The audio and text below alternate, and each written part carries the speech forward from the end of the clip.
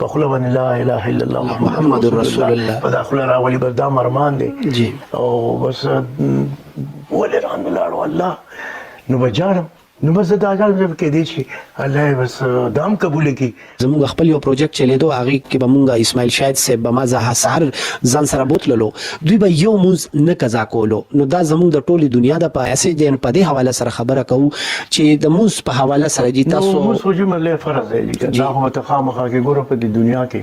جی لکه ډیر داسې سيزونه دي کنه جی چې هغه کې موږ دا وایو چې لکه معاف کېده پکې خو د موږ په ډیر سخت حکم دی چې هر څه به ملي دا کېږي خو د موږ باره کې چې نو الله پاک وي موږ به تخامخا کې دا سجده لګول پکار دی او ضروری ده دا ډیر ضروری ده بیا خاص کر زموږ د خلکو ته ما به قسم دی لکه ریکارډینګ نو ما ټول ته پته او بالکل تاسو موږ پرې دی نه کنه په دې حواله سره او تهجد کوم جی ماشاءالله او بیګا مله په سر باندې مې دړو بس را ټوپ مې کو چې مې کوته مې شکر دې مله شل مټه پاسه سلور بجې مې به خیر کی تهجد مې کو دا غنه پس مطلب دا دی چې به په اذان شو تقریبا 10 منټه پاسه په 15 بجې په سار اذان کېږي چې کندلته جی جی چې بس اذان وشو د اذان پس مې د سحر موز مې کو بیا مله لکه دا وایي چې د سحر د موز نه پس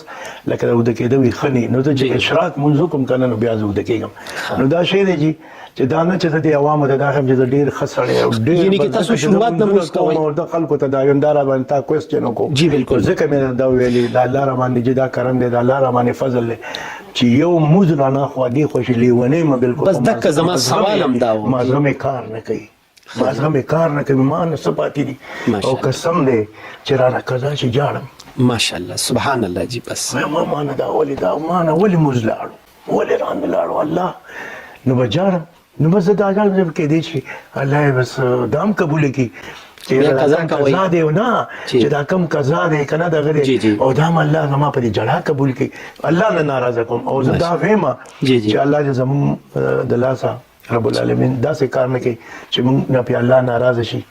بس دا کمی دغه دی الله دې موږ د دنیا نه ایماندار بوزي الله دې د مرګ په وخت په خوله باندې لا اله الا الله محمد رسول الله په داخله راولي بردا مرمان دي جی او بس د انسان به نور څه خواهش شي بد دغه خواهش دی ځکه چې دا پاتې دنیا دا ختمه دنیا دلته ملمانی ور انسان پیدا شو د مرګ د پاره بس بیا دې به مري دې به خامخا ذائقه الموت دا كل نفس ذائقه الموت دا ګور هر انسان چې کوم دی دا ذائقه بس سکی اور انسان چې پیدا شو دا ذائقه بس سکی نو بس الله دې موږ معاف کړي الله دې رحمان خپل فضل او کرم وکړي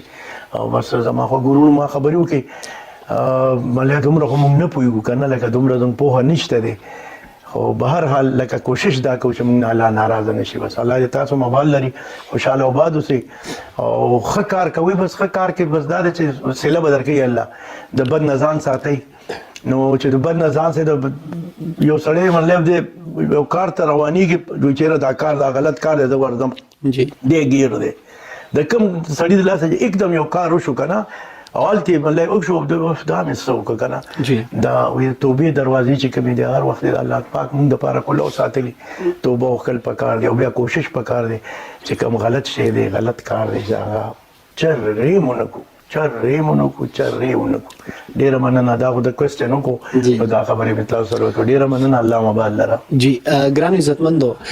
زما د دې خبرې او زما د دې سوال مقصد صرف دا و چې مونږه شپږ میاشتې یو ځای به وخت راولو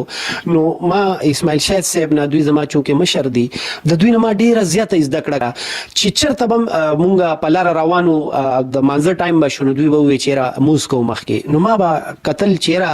خلک چې دي د کتون کې خلک چې دي خلک وی چیرې د شوبس خلک چې دي دومره موزګزار نه دي او خو او نیک کارونه نه کوي نو ما په خپل باندې د دې خبرې زما مقصد دا دی چې اسماعیل شاهد صاحب چې دی یو ډیر خو اکټر خو دی خو د دې سره یو ډیر ښه انسان هم دی الله تعالی دې دوی لا ډیر زیات ژوند ورکړي الله تعالی دې دوی لا د خوشحالۍ ژوند ورکړي اسماعیل شاهد صاحب ډیره مننه کوم چې د دوی ډیر زیات مصروفه ژوند دی او د خپل مصروفیاتو نه دوی وخت ویستلو او دوی موږ نن ټایم راکړ ډیره مننه جی مننه زنده باد جی خوشاله